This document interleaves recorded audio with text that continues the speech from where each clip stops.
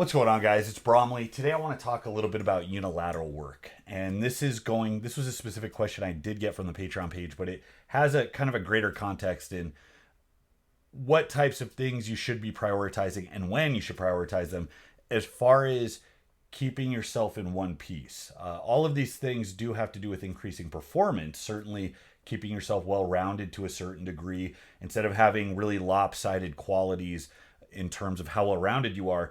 You're going to get the best performance if all of your qualities are more evened out. You're going to be more efficient that way, and you're going to probably have a less likely chance of messing yourself up from an overuse issue, because if you do have, let's say, one structure that's way stronger or one quality that's way better, then that structure usually ends up taking over the lion's share of the work, and it ends up dealing with a level of stress that's really hard to deal with. So I have some personal experience with this. And talking about unilateral work, let's talk about the legs specifically. The idea is that you have this kind of complex joint that can go through all of this different movement, and all of these muscles around the joint have to allow for that movement. And doing the things that develop us the way we want, let's say a squat or a deadlift, yes, we're going to get this huge stress on the bigger muscles that push your feet through the floor, that hinge your hips forward.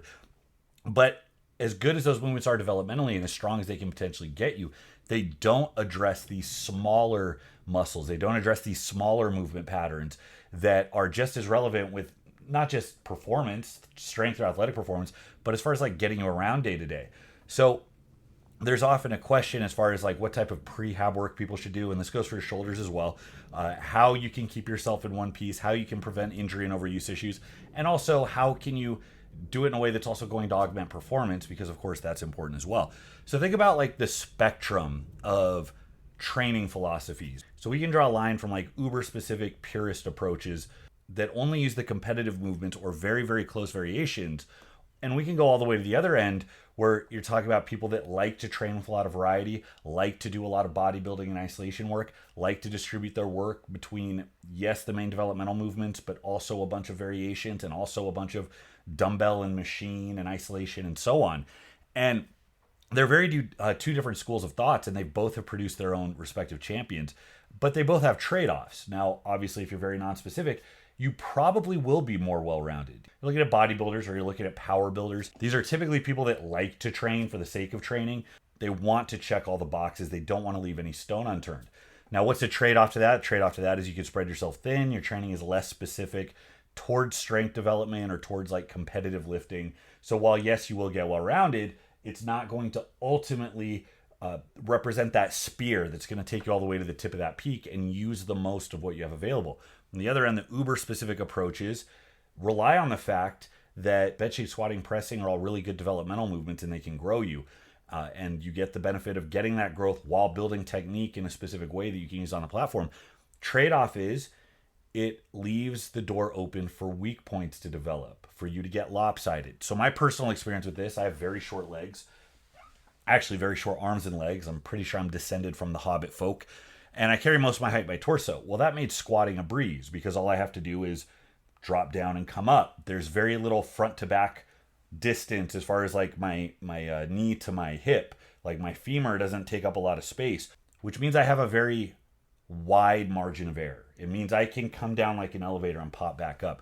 So I always took a very narrow stance, very upright stance, use my knees a lot, very quad dominant, push my knees forward, and I stayed very upright.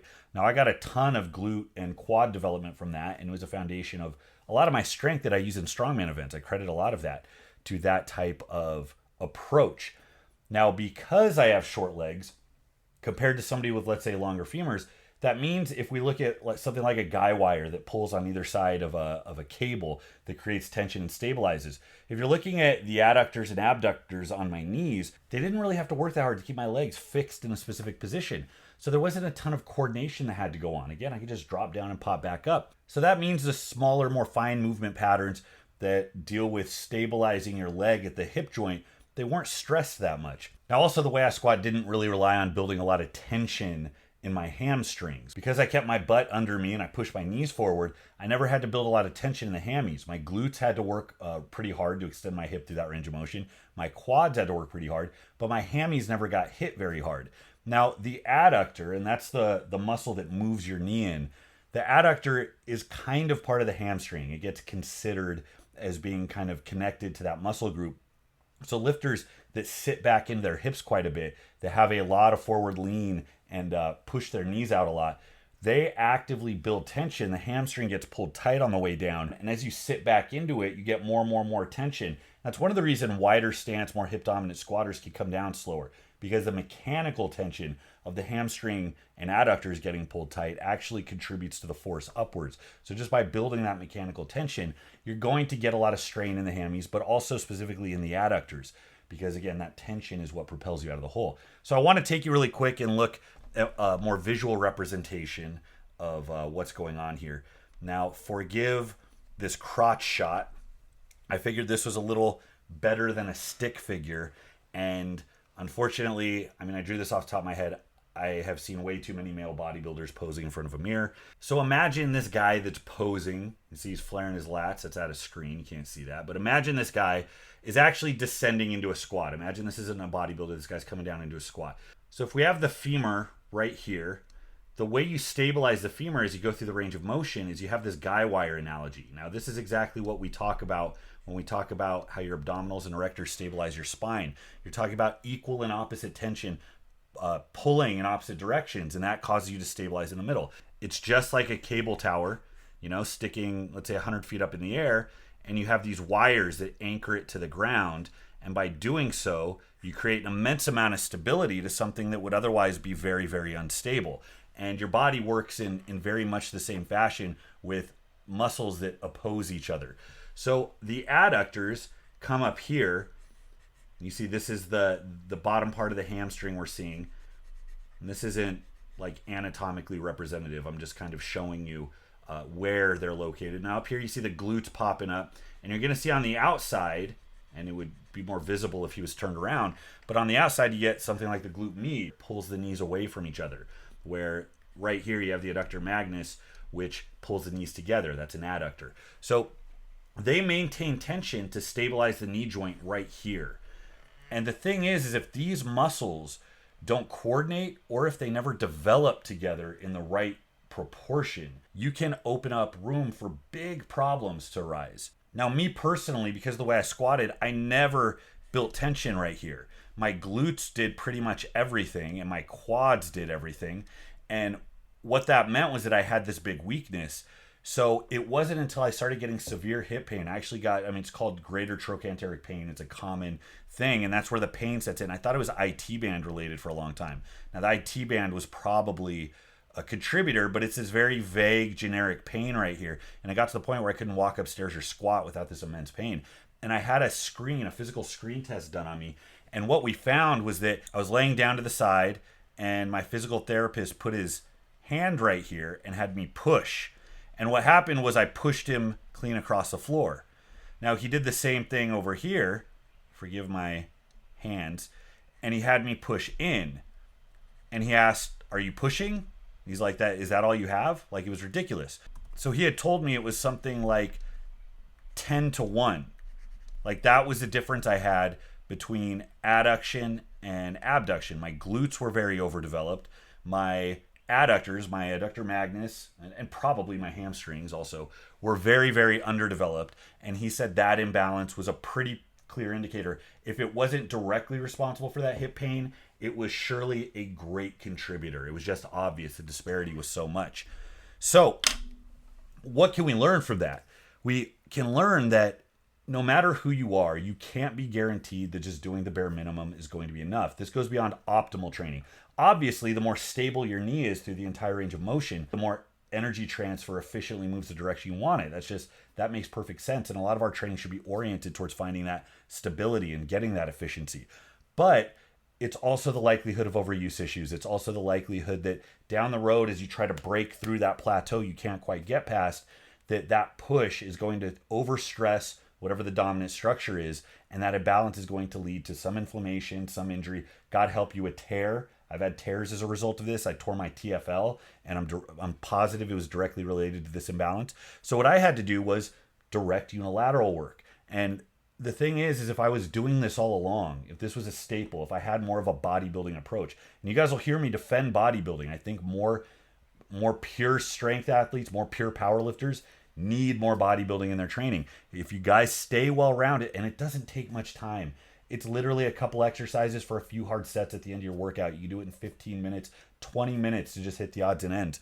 But if you guys stay ready, you don't have to get ready. And that will prevent you from dealing with what I had, which sidelined me. This hip pain, it still gets me a little bit, but it sidelined me, I'm not kidding, for about 5 years, where I really had to limit my squatting. I couldn't push through. I couldn't break new ground. So unilateral work for me came in the form of things like pinch planks to get my groin set up. I did a little bit of banded adduction work. When I had it available, I would do the adduction machine, that you sit in, feels like you're at the gynecologist, and you squeeze. It's just an overbuilt thigh master, basically. But that does the trick. And I had to specifically focus on that area.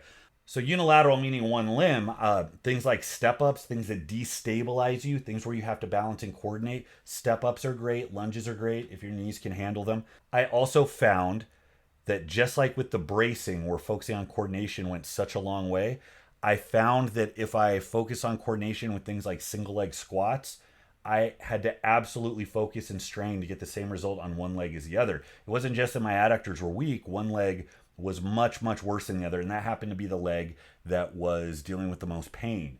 So what I did is I rigged up a band, slung it around my arms, and then I did a slow negative single leg squat, focusing on keeping my leg out. What I found was on my bad leg, I couldn't keep my leg out in a single leg squat. I could on the other one, okay, but I couldn't do it on my bad leg. So by slowly working on that patterning, just like I did when I was learning to brace, when I was trying to bring my abdominals into play, slowly working on that patterning, making sure that I felt my glute med tight, making sure that I felt my knee stable, I was able to slowly come down. And it took some work, but eventually I was able to come up in a more controlled pattern. And that told me that I was starting to balance out. So unilateral work is absolutely huge. I think you guys should by default keep something in. Again, it's super easy. Your upper body is always going to benefit a little bit more from isolating, because pressing and rowing only will build up so much of you. It won't hit all of the things that you need to grow to be a good bench presser and to stay in one piece. For your lower body, it's more straightforward. I think you can do things that destabilize your knee, that force you to balance, force you to focus on those fine motor patterns, where those muscles in your hip really have to work to keep yourself balanced, keep yourself tight. And as you get better with that, it becomes more fluid. You're going to have that foundational quality that is going to allow you to be as efficient as possible and really prevent overuse issues down the road. And the thing is, you can do this to kind of a bare minimum. You don't have to infinitely progress your step-up ability. No, you don't have to do step-ups to 90 degrees with 500 pounds. No, you don't have to really push the weight. You can absolutely throw it in as a warm-up or a cool-down, and you can start with body weight and then steadily over time throw some dumbbells. And just by meeting this minimum requirement of doing some work on a regular basis, you will do so much to prevent these issues from coming down the road, and you will likely improve performance. So let me know what you guys think. Let me know what history you have with injuries or overuse issues. Let me know if you've had any problems with this specifically, or how you incorporate unilateral work in your training. Thanks for watching, guys. Till next time, this is Bromley. I'll see you.